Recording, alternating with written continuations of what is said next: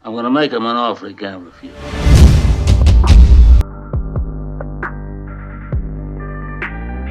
Hi, my name is Ronnie Datta and you're watching the greatest movies ever made.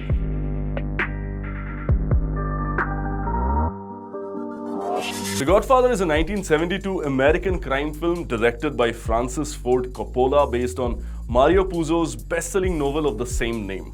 It is the first installment in the Godfather trilogy. The Godfather Don Vito Corleone is the head of the Corleone mafia family in New York. Vito is a powerful man and is kind to all those who give him respect but is ruthless against those who do not. Michael, Vito's youngest son and a decorated World War II Marine, is uninterested in being a part of the family business. But when a powerful and treacherous rival wants to sell drugs and needs the Don's influence for the same, Vito refuses to do it. I must say no to you. What follows is a clash between Vito's fading old values and the new ways which may cause Michael to do the thing he was most reluctant in doing and wage a mob war against all the other mafia families which could tear the Corleone family apart. Paramount Pictures offered Mario Puzo a $12,500 option for finishing his novel with an option for $80,000 if the finished work were made into a film. Despite Puzo's agent telling him to turn down the offer, Puzo was desperate for money to pay off his gambling debts and accepted the deal.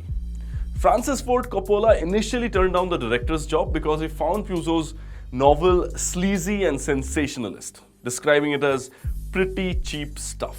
But Coppola's studio, American Zoetrope, owed over $400,000 to Warner Brothers for budget overruns, and when coupled with his poor financial standing along with advice from friends and family, Coppola reversed his initial decision and took the job. Coppola agreed to receive $125,000 and 6% of the gross rentals. The executives at Paramount were against having Marlon Brando as Vito, partly due to the poor performance of his recent films and also his short temper. But they allowed Coppola to cast Brando for the role if Brando accepted a lower salary and put up a bond to ensure he would not cause any delays in production. Coppola gave several roles in the films to family members. He gave his sister Talia Shire the role of Connie Corleone. His daughter Sofia played Michael Francis Rizzi, Connie's and Carlo's newborn son. Carmine Coppola, his father, appeared in the film as an extra playing a piano during a scene. Coppola's wife, mother, and two sons also appeared as extras in the picture. Cinematographer Gordon Willis and Coppola agreed to not use any modern filming devices, helicopters, or zoom lenses. They chose to use a tableau format of filming to make it seem as if it was viewed like a painting. He made use of shadows and low light levels throughout the film to showcase psychological developments. I can't remember the last time that you invited me to your house for a cup of coffee. One of the film's most shocking moments involved an actual severed horse's head. Coppola received some criticism for the scene, although the head was obtained from a dog food company from a horse that was to be killed regardless of the film.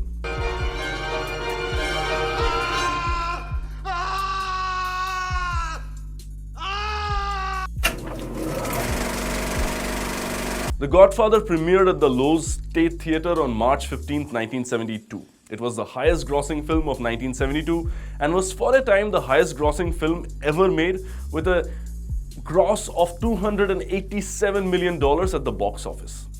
The film received universal acclaim from critics and audiences with praise going toward the performances of its cast, particularly by Brando and Pacino, the directing, screenplay, cinematography, editing, score, and portrayal of the mafia. One of Hollywood's greatest critical and commercial successes, The Godfather got everything right. Not only did the movie transcend expectations, it established new benchmarks for cinema.